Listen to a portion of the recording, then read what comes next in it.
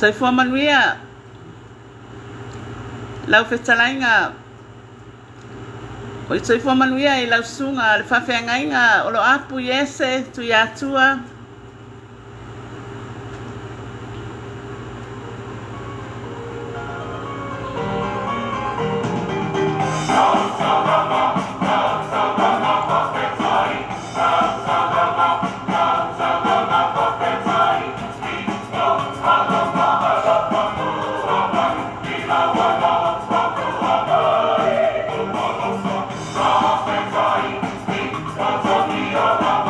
fatasi mai la sunga fafeangainga mal fatua saya manuia la sunga fafeangainga mal fatua faftai leli nei sofo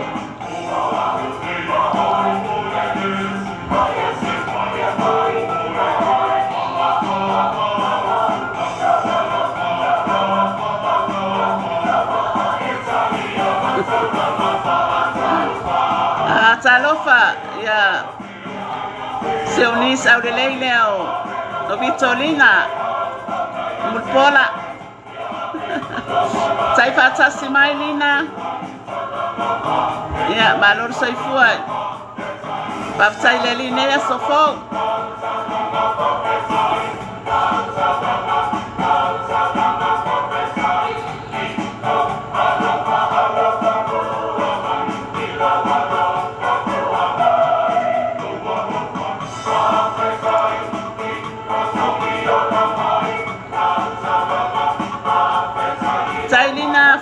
mai.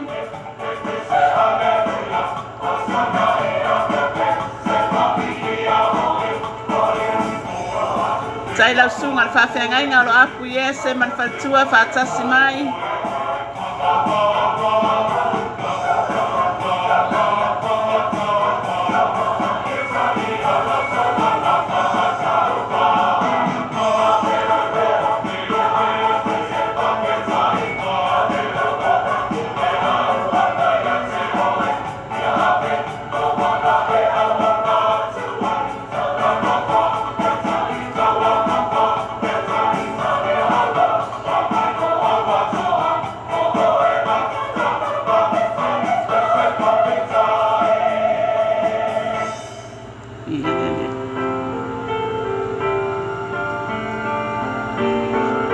Ai Vitolina o Amayoko.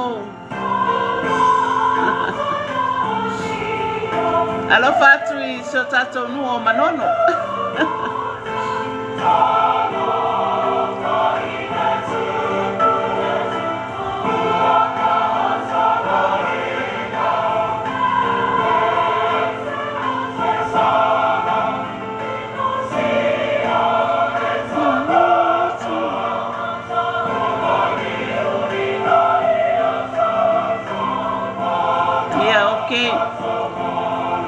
Okay, Lina. Pamaria le tuai. Ya vengo ne yaso. Malo la vale famalos. Alo fatu Satauro no manono.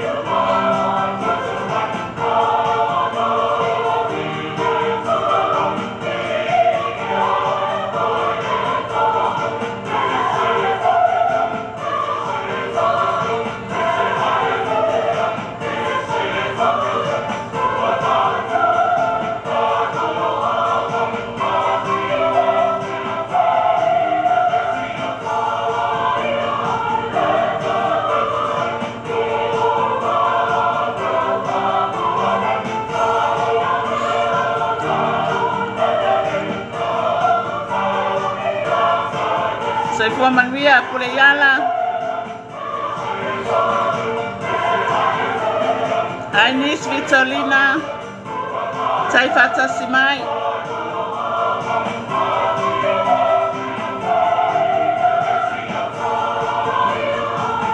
Sai fua manuia ya te o le uso. Tatalo.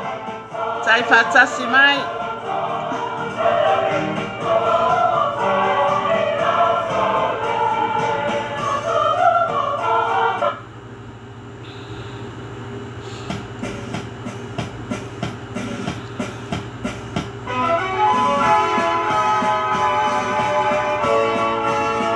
Whafonga mai, tatou pese whareanganga nei tai au Feau e whamaurunga le biinga o le atua.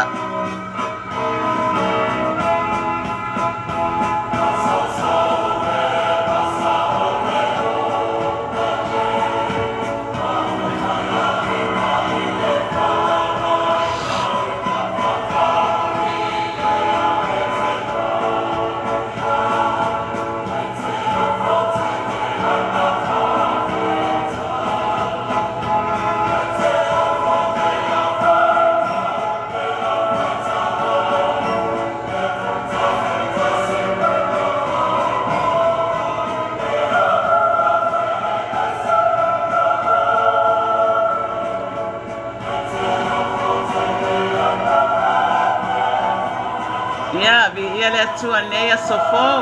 Ia. Tai lava ia te le uso pure ala no fotatalo. Tai tatalo. Tai la sunga al fafengainga o lo apu mal faltua ma futa mai. Tai vitolina mulpola fatasi mai.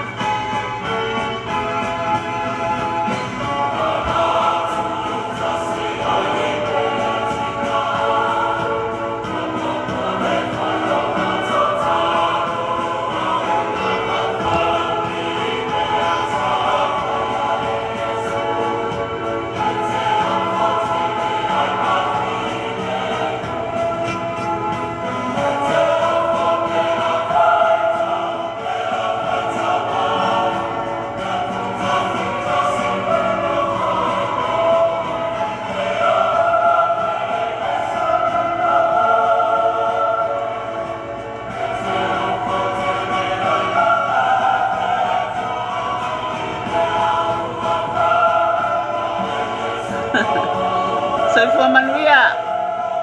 Fale tua la leiro pezza pele masina. Tai fale tua ma futa mai. Tai lango mai.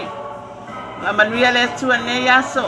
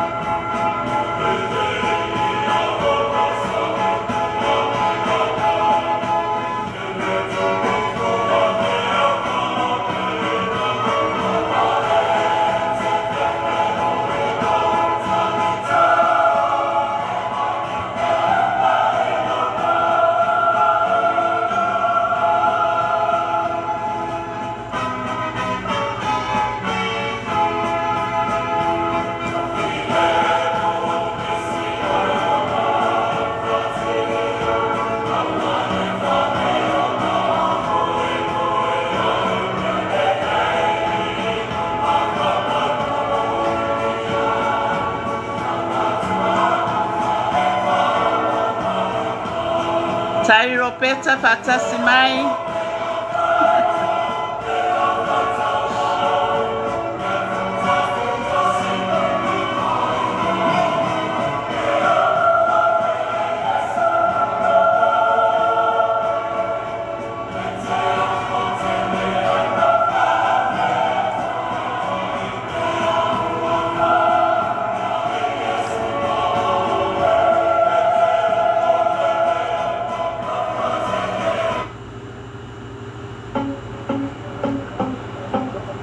Tai mai moa mai. Fa Manuia le tua.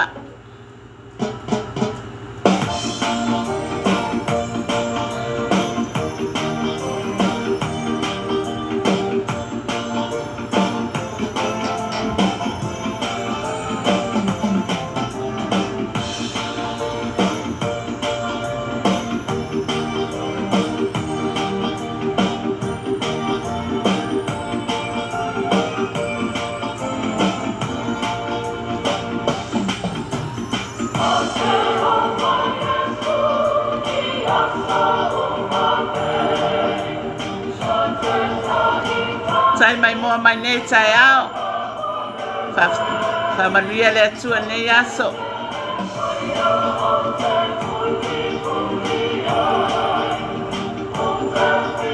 Tai la sunga fa fengainga o lo apu yese fa tasi mai.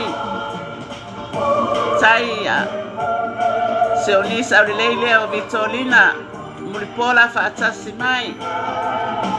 Tai le faletua la leile o ropeta pele masina fa tasi mai.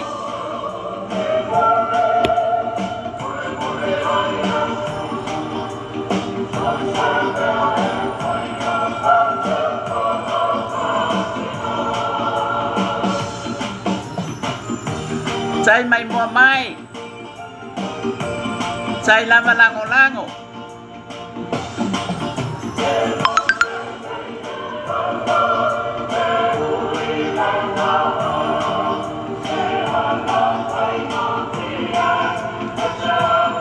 Sai mai mua mai e leo maua atua o tau suafa. Sai mai mua mai.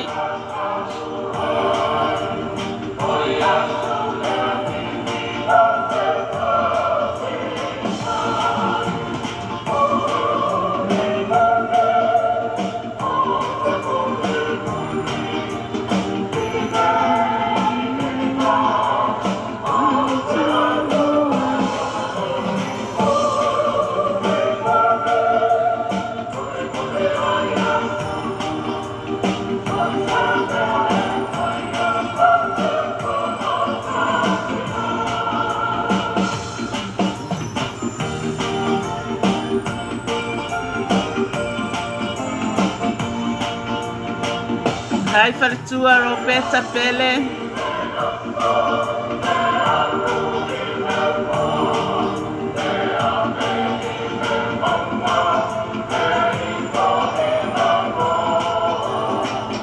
Tai sista pure iana fatasi mai.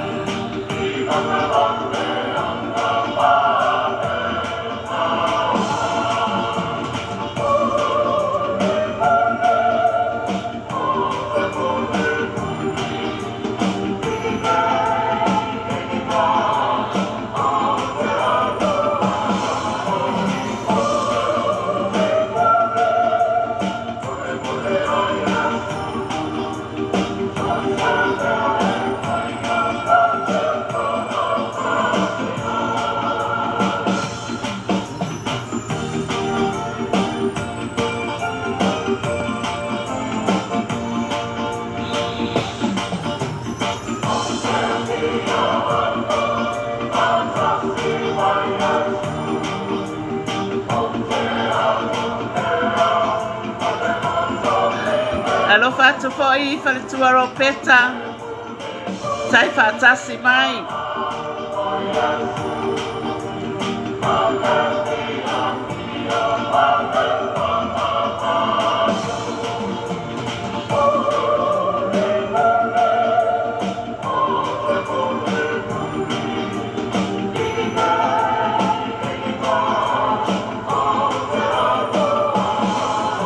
Chinese Vitolina mulpola fatasi mai.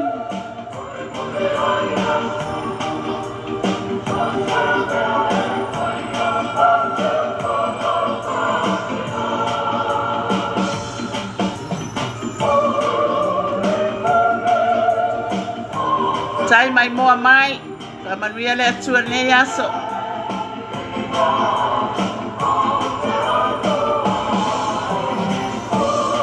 Tai sista pure iala fatasi mai.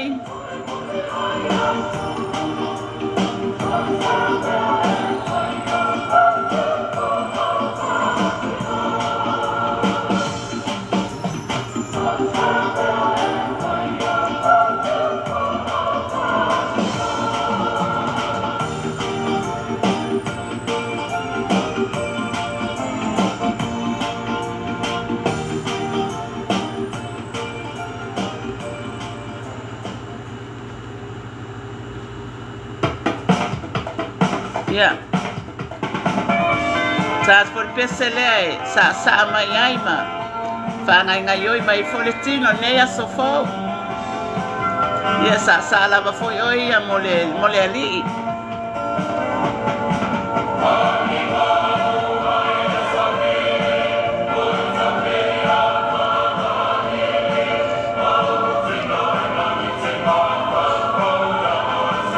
Sa mai. Fia mai nei tai au.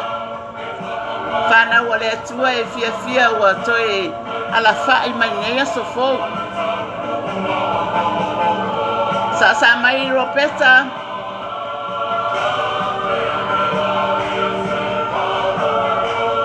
Sa mai pule yala.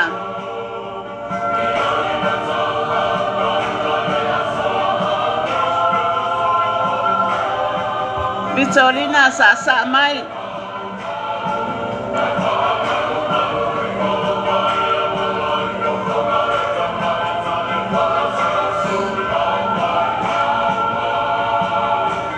Siva mai mo le ali nei tai au. Wa mo wale ava no e te sa ai mo le ali. A fai wa e to ya la fai mai nei tai au ia. O le alofa na o le atua ia te oe. Ia e au fui lau na faali atu lo fia i le atua nei a sofou. Mea le fai atu e sa mai.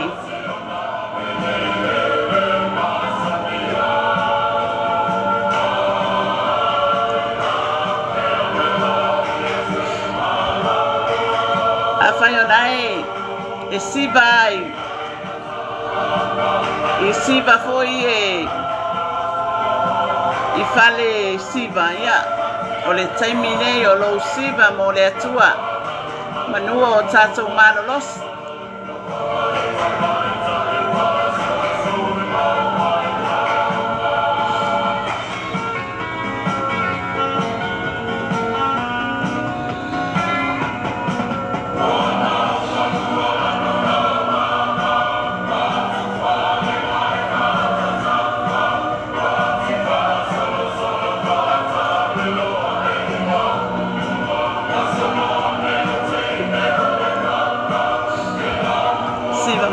Siva mai.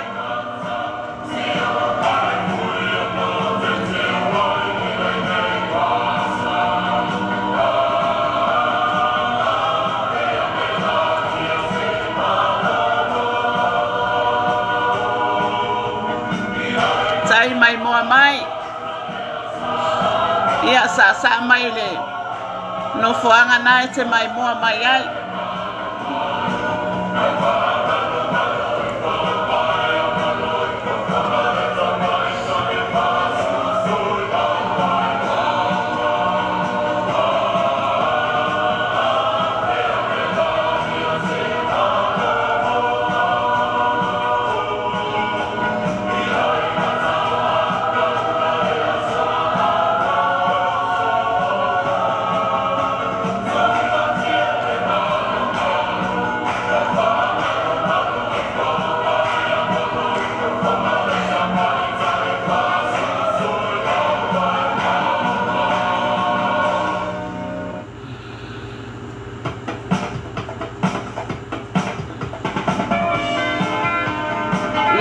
Tai tonu nai ele uma lo fia siva mo le atua me le ia toi sa mai ia fai loa lo fia ia tama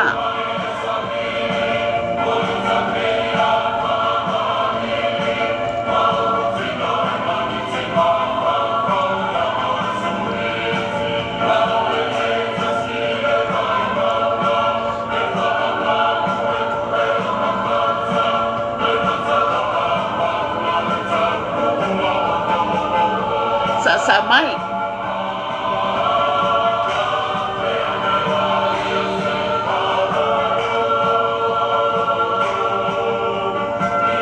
sa mai manuo mawal malos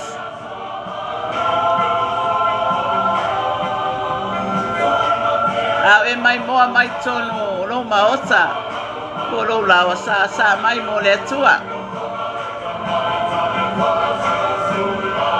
Fari ai foi lo fia ma lo ori le tua nea sofou.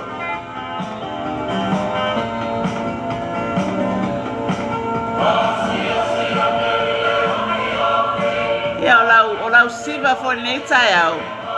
Ia e te si tia ma waru ngai le bi inga o le tua. Amene.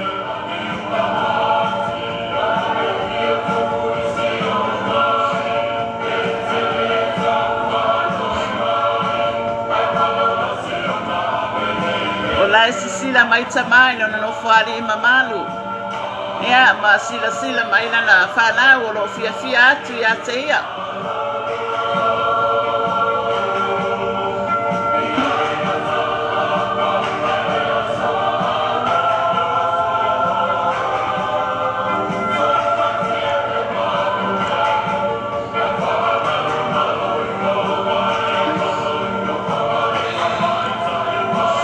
mai moa mai.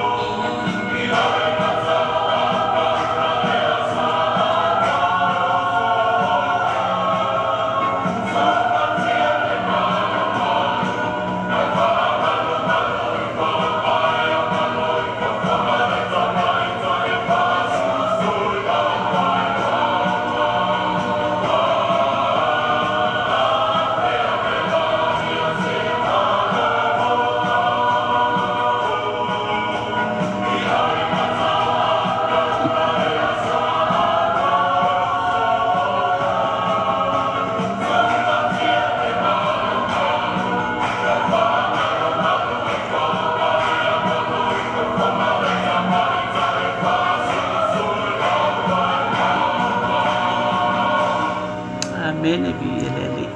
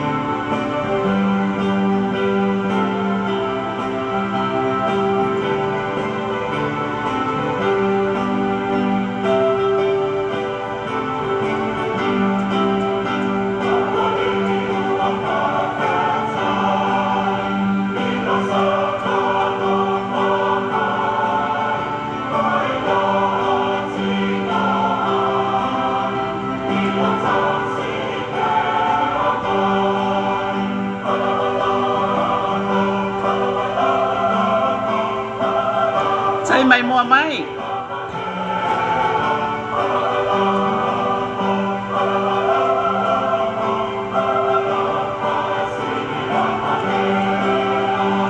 Sai mai moa mai nei tai au. Tai le mafuta mai. Famamia le atua nei aso.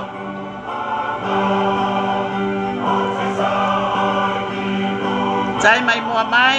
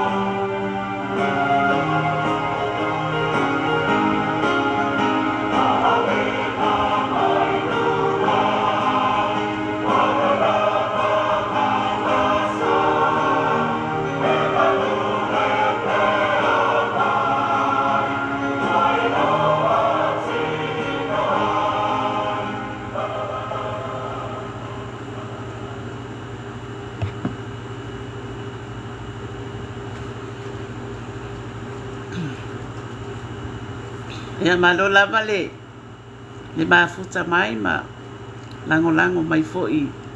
Ia whaftai fo'i le whafonga mai i vivi inga fo'i po pespesenga whaleanganga. Ia e whamaurunga i fo'i le vi inga o le atua nea so fo amene. Ia nei tula ia e whapenao na tātou o atu se talo e amatalia i fo'i le tātou por kalame ia tamalo mātou atua. Mātou wala au tamai lau o fio nei tae au fo manea so fo. Ia tamā whaftai lau o fio i lau tau singa alofa i o mātou wola o mwhai eo na mātou tue ala whai. Matu lai mai nea so fo tamā. Whaftai tamai lau o fio lo wangalilei. Whaftai lo alofa. Whaftai tamai lo whamaoni. Whaftai tamai lau o fio le mana lo wanganga pa ia. O a fio matai tolua ina i mātou. Whaftai tamai le toto Yesu sausawina i mātou. Tamaua mātou talo i lau o fio nei tae ao. I le mana o lau whaunga ina ia ilunga ia tau lau au auna. Ina ia o whaia ni nei whaasoa. O ia ine manuia ma le alofa mai lau o fio.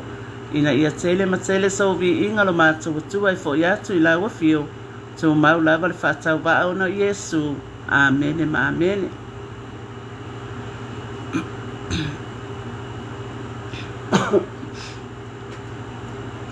Ya. O le tātou au nanga fori nei māsani o le Feau o le Satauro amene. Ia. Pei foi ona whaalau i loa foi. Ia le nei foi au nanga. Ia o loo whapenao na i lalo foi o le. Ala leo whaneanganga. A le Clopor Kentam TV. I ni usila. O lo i lalo foi o le taitainga i le sunga le whawhiangainga ia mai preta amene. Ia ane tae ao e au no whatalo whatu foi. I le pa ia foi ma le mamalo se o tātou watunu o Samoa. O te whatalo whatu le au whaingaluenga pa ia, le au whaingaluenga mamalu. I o le au whaingaluenga tutofi a le atua. Whatalo whatu le ainga o le whatu tua le tino keriso. Ia o te whatalo wha i wo foi ma paanga le nei por kalame. I o lo whapeo na mai moa mai ma whafonga mai nei tae ao. Whatalo whatu le sunga le whawhiangainga ia Mike Bretta malona whaletua ia Sarah. Ia male no whaalo. Ia ai tainani o le pa ia maualunga le kālesia i manrewa. Ia o le vi inga i fo i le atua. Nei la tae au ia o no whatalo whatu ia te utou umalava. I le suafa manu malo lo tātou walii o Yesu Keriso. Au nei tae au ia whapena fo i ona. Tātou atu fo i le upu le atua. Ia pulea fo i le se upu wa whapenao na finangalo fo i tamae au mai e au awina i fo i tātou nei aso. Ia ai whai fo i matai ala le tātou sāvaringa. I le nei aso fo. Ina ia manuia mea uma tātou te watu ia i nei aso. I le whatasi mai o le atua. E ala le mana o lunga ananga pa ia. O le tusi nei tae au. Ia o le tusi a Galatia. O le tusi de la apostolo o Paulo i le ekalesia i Galatia. O Galatia lo na mta upu mua. O le faulu talaina o le mata upu e whapea. Wa i Paulo ia Galatia ina ua se i lato. O le fai upu e se fulu lima. E o le se fulu fitu. Ia e au foi ona tātou. A o ina i foi tātou nei aso ia ai whasinsili foi ona whamawalunga i le vi inga o le atua. Amene. A o le atua o le na filifilia au. Talu ina whanau mai o au. Mavala awina au ilona alofa tūnoa. Na fina ngalo fo i o ia e whaali mai ilona alo i tutonu i ate au. Ina ia o fola ina atu inu ese le tala le le i ate ia ona o le filifili lea matangata. A o le atua o le na filifilia au talu ina whanau mai o au. Mavala awina au ilona alofa tūnoa. Na fina ngalo fo yo ia e whaali mai ilona alo i tutonu i ate au. Ina ia o fola ina atu inu ese le tala le le i ate ia ona o le filifili lea matangata. O upu ia ale apostolo o Paulo na fai le ekalesia I Kalatia. Manatua o le ekalesia le Kalatia.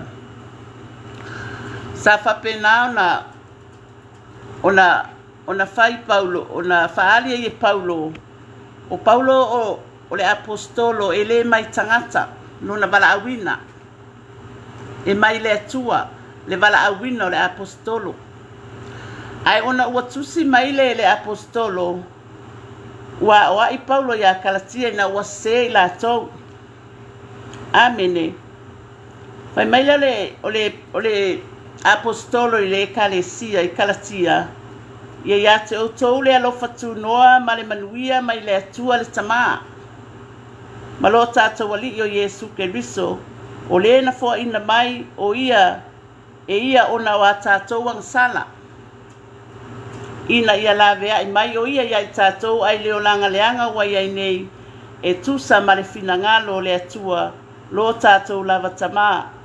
Ia te ia le vi inga e whaavavau lava. Amene. Mai leo le apostolo ua o wafo. Ina ua whaapea o na vave liu e se ina o tou I le na walawina o tou I le alofa tu no Keriso. E whaasanga le tala le lei ese. E le se tasi tala le lei fo I lea. A ua iai nisi tangata ua whaatuatua le ina o tou. Ma fia whali liu e se ina le tala le lei a Keriso.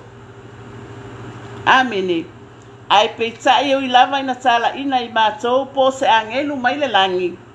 Ia te o tou se tala le lei ese I lea na tala ina atu ia te I mātou, ia te o tou, ia ana te maia.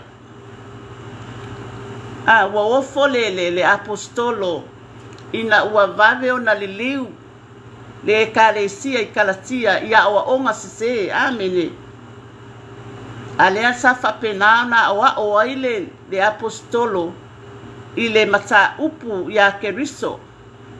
Ai watoi whaalongo mai le apostolo o laino no atia I le whale pui pui.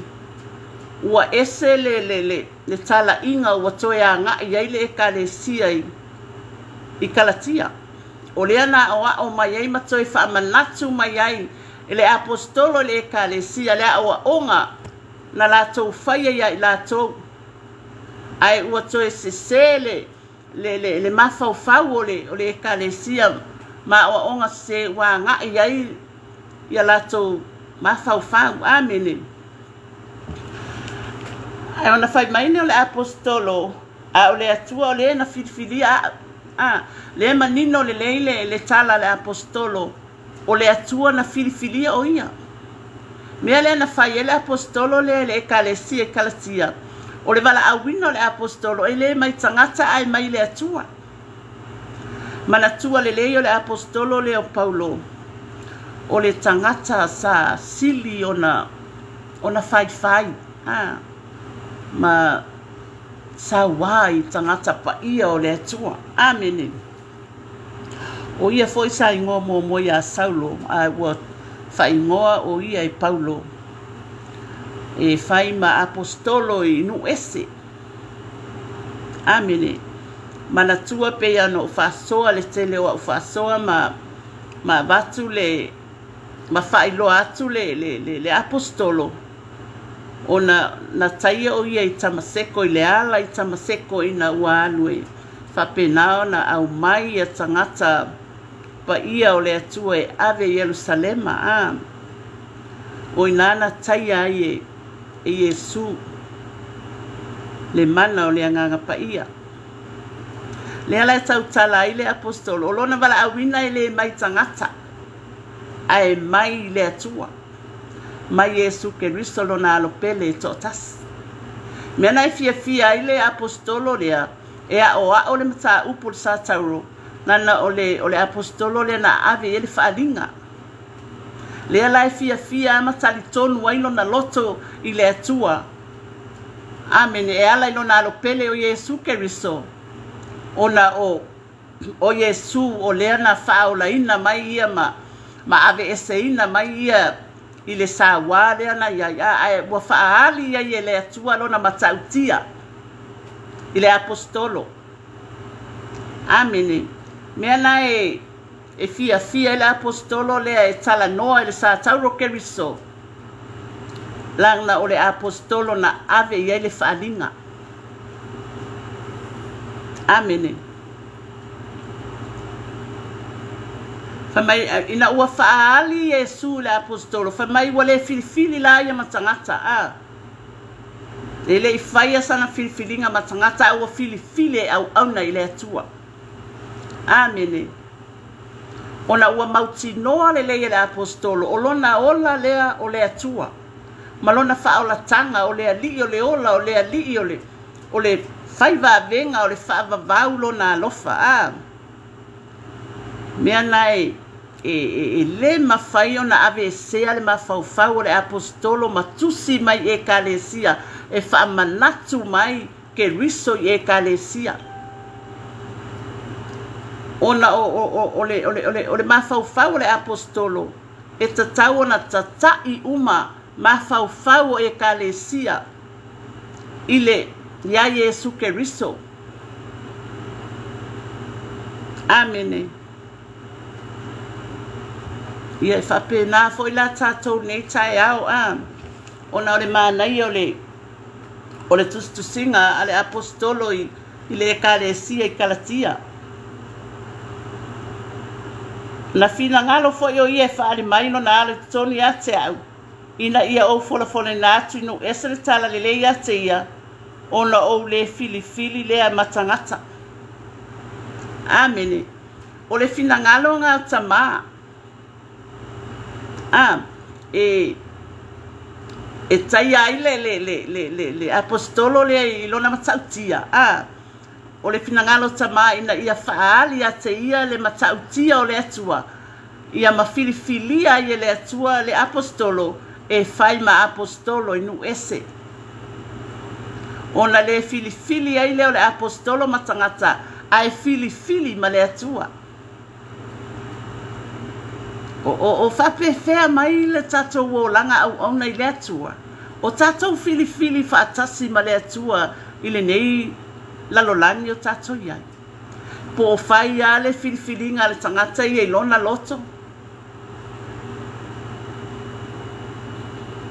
Fai mai le apostolo ona o le filifili ai lea matangata.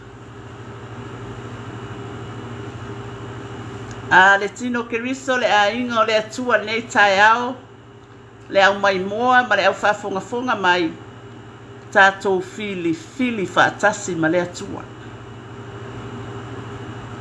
E manu ia ai mea uma tātou te whaia. Fili ma le atua. Langa o tama e au mai ia i tātou mawhaufonga le lei. E a mai manatu le lei e fili ai tātou. Le anga o tātou leo langa le nei. E ai taime e whai e tātou filifilinga fo i e fosi e tātou le filifilinga. E tau nuu ai le manuia. Ai o lou fili whaatasi ma le atua.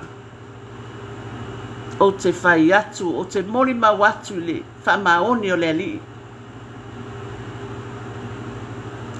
E te sila fia le lilingi mai o whaamanuianga le atua.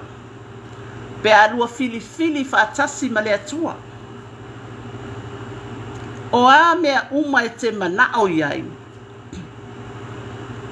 Ia e tuku i le atua. E le aise me whaingata ia tama. O ia o le atua whaiva venga. O ia o le atua mamana. O ia o le atua e ona mea uma. O ia o le atua o le whaamalolonga. O ia o le atua o le langi ma le lalolangi e le se atua e tusa maia. O le mele au ia i tātou, o na tātou fili whaatasi ma le atua i mea uma tātou te mana na o ai. A wai manuia mea uma i mai le atua. Amene. Famai le apostolo, o le mea le na whaali ai. Le alo le atua I tonu ia te ia, ina ia le fili matangata. A o oi o le tangata Kirisiano, tangata mafuta I le atua. Wai to tonu le alo le atua ia te oi. E te le toe fili na oi. E te lua fili whaatasi ma le atua. Ona o lea, ona ua nofo lea nganga o le atua I totonu ia te oi. Amen. Mena e tā ua ai le talia o Yesu Keriso e whai maari ma whaola I o tātou wanganga. Ona e mawhai e tātou, ona tātou I loa tino ai le matautia o le atua. E whaali mai ai fo I le atua, nisi mea tātou te leiloa, pe a tātou talia lo na alo pele o Yesu Keriso. Walewa ona fia sasaa mai le atua lo na manuia, ma mea umai ai tātou, a ua whapenao na sisila mai tama, pe moni lo tātou whatuatua ma lo tātou taritonunga I ata ia. Amen. A e mai moa mai le tai auri nei. Mai e whafonga mai I le upua le atua. O le atua alofa. O le atua whai wawenga. O le atua mamana. O le atua e tali mai o tatou mana onga.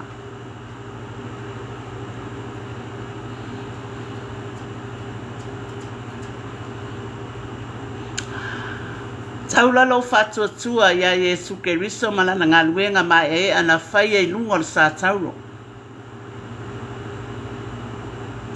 Oina, e tata ia ilo whatuatua. I aso uma ma taimi uma. Awa e te whapea ifo ilo ma whau. O ai au le tangata anga sala ua mali waile alo pele o Yesu Keriso. Amen.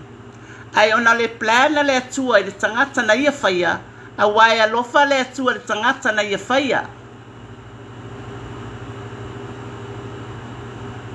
Amen. E le whapea na whai e le atua I tātou na tuu ai le o le ai. E iai le plana le atua ia te oe maau. La le plana le atua, o le plana le atua, o le maliu o lona alo pele o Yesu Keriso, e whai le whaolatanga o mō tātou. A le wa tātou manuia. Wa tātou fia, wa tātou oli, wa tātou maua whaamanianga ma mea tele, au tātou iai neila langi, ona lea o lea lofa tu noa lo tātou ali o Yesu Keriso. O le mele a oia I tātou ona tātou wālo lofa I le atua. Langa o le atua na mua ia lofa mai I tātou. O le lofa o tama. Lea na ia awina mai eilo na alo pele to tasi. E a fio mai e maliu.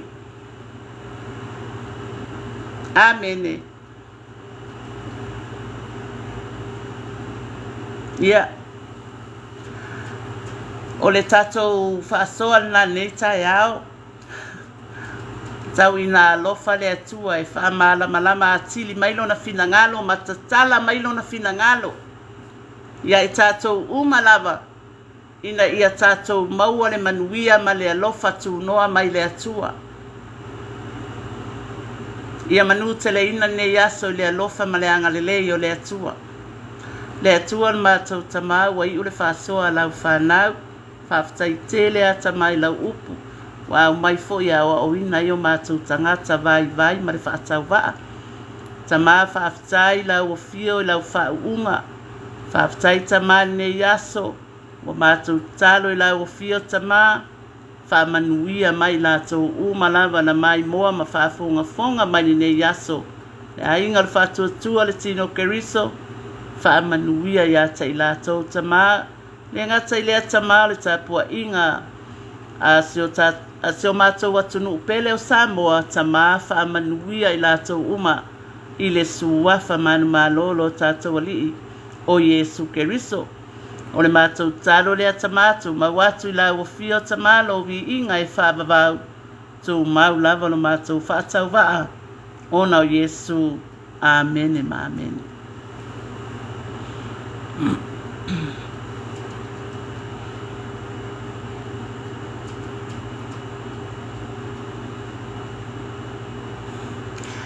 Ia o le tātou whaasoa whona nei tae ao.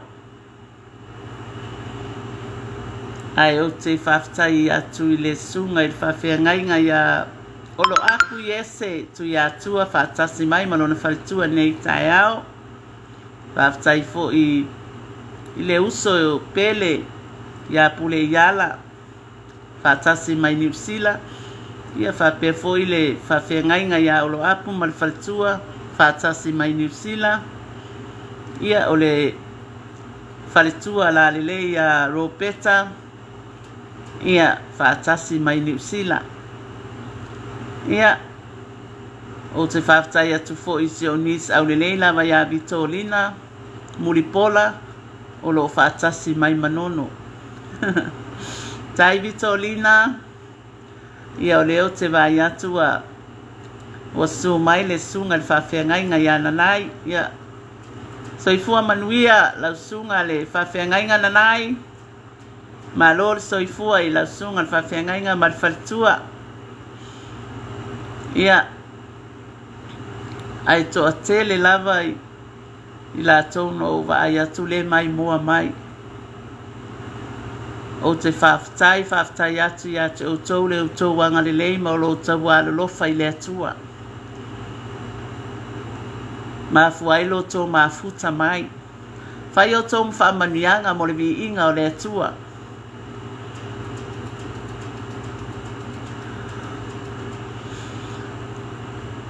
Ia ai o te le ialu ese fo I malitato pol kalame le tae ao. Ia o te whaftai atu I sunga I whawhiangainga mo lato whalitua. Ia o foi mati a kono mo lato whalitua. Ia o uso pele matua ngane pele I le alii. O ano mawhanau. Whaftai fo I le tapua inga ale ainga o le whatuatua le tino Keriso. Le ngata I lea o le tapua inga malu o se o tatou watunu pele o Samoa. Ai o te whaftai fo I ai lato uma lava na mai moa mai I o lato lawa mo lato maota amene. O te whatalo whaatu I le ia Arieta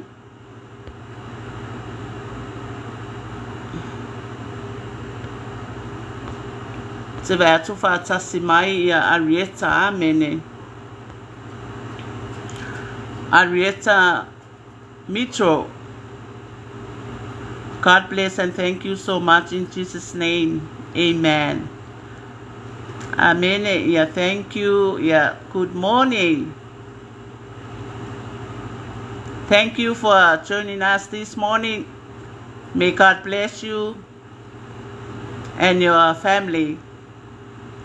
Thanks for joining. Ia na fato amale fua mai ia le sunga le whawhengainga ia nanai ia. So I fua manuia la sunga le whawhengainga nanai. Alo fatu I le whaletua.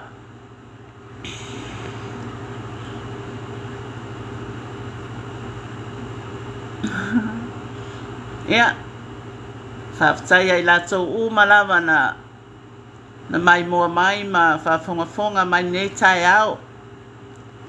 Pei foi ona o fai atu ia o fai lava o soma whamanianga mo le vi inga o le atua. Amene. Ia. Manu te leina le nei aso le alofa ma le anga le lei o le atua. Whamanuia lava le atua ia te oto malava. I le suafa manu malolo tātua li o Yesu Keriso. Ia. So I fua ma ia manuia le nei aso. Alofa atu pule yala. Alofa atu nanai.